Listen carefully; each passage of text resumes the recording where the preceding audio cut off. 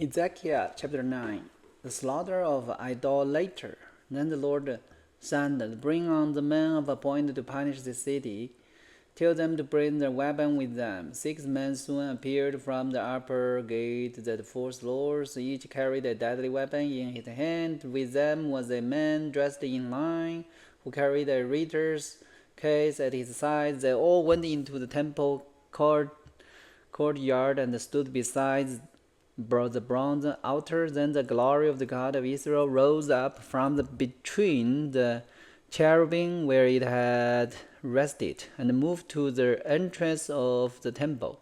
Then the Lord called to the man dressed in line, who was carrying the writer's case. He said to them, "Walk through the street of Jerusalem and put a mark on the forehead of all who weep and sign because of the detestable sin being committed in the city." Then I heard the Lord say to the other man, "Follow him through the city and kill everyone whose forehead is not marked. Show no mercy, have no pity. Kill them all, old and young, girl and women and little children, but do not touch anyone with the mark. Begin right here at the temple." So they began to kill the 70 leaders. "Define the temple," the Lord commanded. "Fill it courtyard with corpses. Go." So they went and began kills throughout the city. While they were out killing, I was all alone. I fell face down on the ground and crying out, "O sovereign Lord, with your fury against Jerusalem, wipe out everyone left in Israel." Then he said to me, "The sin of the people of Israel and Judah are very, very great. The entire land is full of murder. The city is filled with injustice. They're saying, 'The Lord doesn't see it. The Lord has abandoned the land.' So I will not spare them or have any pity on them. I will fully repay them for all they have done." Then the man in lined clothing who carried the writer's case reported back and said, "I have done as you commanded." Chapter 10. The Lord's glory lifts the temple. In my vision I saw what appeared to be a throne of blue lapis lazuli above the crystal surface over the head of the cherubim. Then the Lord spoke to the man in linen clothing and said, "Go between the whirling wheel beneath the cherubim and take a handful of burned coal and scatter them over the city." He said this as I watched. The cherubim were standing at the south end of the temple when the man went in, and the cloud of glory filled in the inner courtyard. Then the glory of the Lord rose up from above the cherubim and went over to the entrance of the temple. The temple was filled with this cloud of glory, and the courtyard glowed brightly with the glory of the Lord. The moving wing of the cherubim sounded like the voice of God Almighty and could be heard even in the outer courtyard. The Lord said to the man in linen clothing, "Go between the cherubim and take some burning coal from between the wheel." So the man went in and stood beside one of the wheels. Then one of the cherubim reached out his hand and took some live coals from the fire burning among them. He put the coal into the hand of the man in linen clothing, and that man took them and went out. All the cherubim had what looked like a human hand under their wing. I looked, and each of the 4 cherubim had a wheel beside him, and the wheel sparkled like a beryl. All 4 wheels looked alike and were made the same. Each wheel had a second wheel turning crosswise within it. The cherubim could move in any of the 4 directions they faced, without turning as they moved. They went straight in the direction they faced, never turned aside. Both the cherubim and the wheel were covered with eyes. The cherubim had eyes all over their bodies, including their hands, their backs, and their wings. I heard someone refer to the wheel as the warning wheel. Each of the 4 cherubim had 4 faces. The first was the face of an ox, the second was a human face, and the third was the face of a lion, and the fourth was the face of the eagle. Then the cherubim rose upwards. There was the same living being I have seen beside the Calvary River. When the cherubim moved, the wheel moved with them.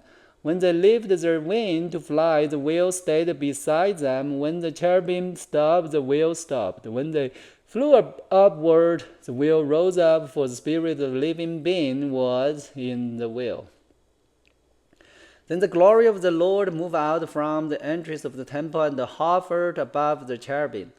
And as I watched, the cherubim flew with their wheel to the east gate of the Lord's temple, and the glory of the God of Israel hovered above them.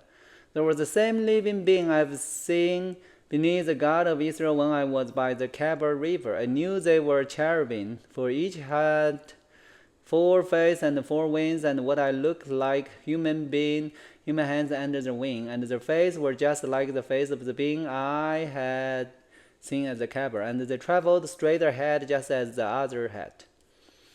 Chapter 11. Judgment on the Israel's leader. Then the Spirit lifted me and brought me to the east gateway of the Lord's temple, where I saw the 25 prominent men of the city. Among them were Jazanel, son of Azra, and Pelatiah, son of Benaz, who were leaders among the people. The Spirit said to me, Son of man, these are the men who are planning evil and giving wicked counsel in this city. They say to the people, Is it not a good time to build houses? This city is like an iron pot. We are safe inside it like meat in a pot. Therefore, Son of man, prophesy against them loudly and clearly. Then the Spirit of the Lord came upon me, and he told me to say, This is what the Lord said to the people of Israel. I know what you are saying, for I know every thought that comes into my mind. You have murdered many in this city, and filled its street with the dead. Therefore, this is what the sovereign Lord says. The city is an iron pot, all right, but the piece of meat are the victim of your injustice. As for you, I will soon drag you from